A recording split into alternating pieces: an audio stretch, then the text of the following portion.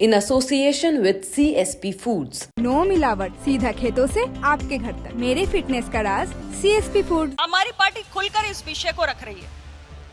जातीय जनगणना इस देश में आवश्यक है और अलग अलग जातियों का आंकड़ा क्या है, एक साइंटिफिक तरीके से हमारे पास ऑथेंटिक आंकड़े आने चाहिए। तो क्या बीजेपी के साथी ही लोकसभा चुनाव से पहले बीजेपी की मुश्किलें बढ़ा देंगे?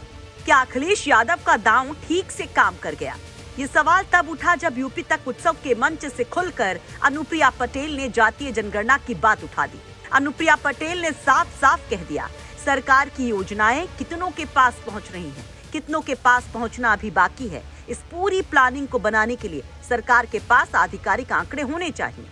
ऐसे में सवाल था कि आखिर बीजेपी क्यों बच रही है और बीजेपी के स्टैंड पर अपना दल आगे क्या करेगी? तो सुनिए क्या कहा अनुप्रिया पटेल ने। देश में एक माहौल बन रहा है जातिगत जनगणना का। बीजेपी खुलकर इस पर अभी तक बीजेपी की अपनी राय नहीं आई है। अदालतों में जरूर उन्होंने राय रखी है, हालांकि बिहार में उनकी राय मुख्तलिफ है, वो उसके पक्ष में दिखते हैं। आपकी राय क्या है? क्या जातिगत जनगणना होनी चाहिए? और अगर जातिगत जनगणना में प्रॉब्लम क्या है, क्यों इसको लेकर के बीजेपी जैसी पार्टियां नहीं बढ़ रही हैं जब आप उनके साथ खड़ी हैं? देखिए, अपना दल की राय क्या है ये तो लंबे समय से सार्वजनिक है। संसद में भी मैंने इस विषय को उठाया है, उत्तर प्रदेश की विधानसभा में भी हमारी पार्टी के चुने हुए प्रतिनिधि उठा चुके हैं, हमारे मंत्री उठा चुके हैं। तमाम राजनीतिक सामाजिक कार्यक्रमों में, मीडिया की डिबेट्स में हमारी पार्टी खुलकर इस विषय को रख रही है। जातीय जनगणना इस देश में आवश्यक है और अलग अलग जातियों का आंकड़ा क्या है, एक साइंटिफिक तरीके से हमारे पास ऑथेंटिक आंकड़े आने चाहिए। सरकार की तमाम नीतियों का लाभ कहां कहां तक पहुंचा, कहां नहीं पहुंचा, कैसे हमें बेनिफिशियरीज तक उसको सुनिश्चित करना है, ये पूरी प्लानिंग करने के लिए भी सरकार के पास आधिकारिक आंकड़े होने चाहिए। इसलिए हम इसके पक्षधर हैं।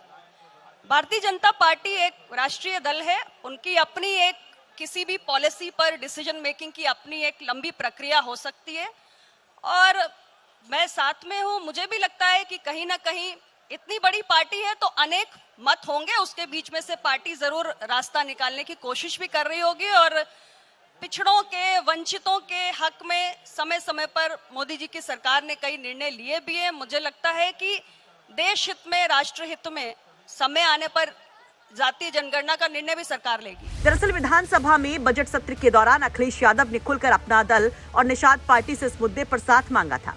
ऐसे में सवाल उठ रहा था कि क्या अखिलेश के फेंके जातीय जनगणना के पास में ये पॉलिटिकल पार्टियां फंसेंगी? क्या वो अखिलेश यादव के समर्थन में उतरेंगी या फिर अपने स्तर पर ही सही बीजेपी पर दबाव बनाएंगी या फिर सत्ता में शामिल होते हुए खामोश रह जाएंगी? और अगर ऐसा होता है तो क्या पिछड़ों की सियासत करने वाली पार्टियां मुश्किल में नहीं पड़ जाएंगी?